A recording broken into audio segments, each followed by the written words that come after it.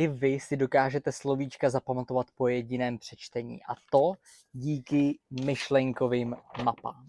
Slovíčka jsou něco, u čeho vyhoří 90% lidí, když se začínají učit anglicky, protože to je něco, co trvá dlouho, je to těžký, je to nudný a nikomu se nám do toho nechce. Nikomu se nám nechce pročítat ten nekonečný seznam a pracně memorovat slovíčko za slovem, kterým vlastně vůbec nerozumíme.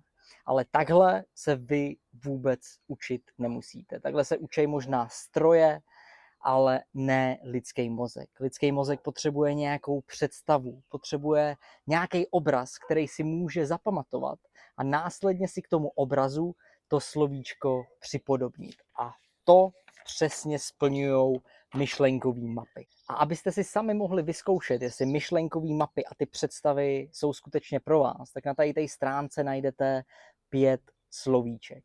5 myšlenkových map, možná ty slova už znáte, možná ne. Je důležitý zmínit, že tady ten kurz je hlavně pro začínající studenty. Počítáme tam s tím, že máte naprosto nulovou znalost angličtiny. Neznáte ani hello a přesně pro takové lidi je celý tenhle kurz. Takže se podívejte na ty slovíčka, co můžete najít na té stránce, jednou si je přečtěte, koukněte se na ten obrázek a uvidíte, že vám zítra začnou naskakovat.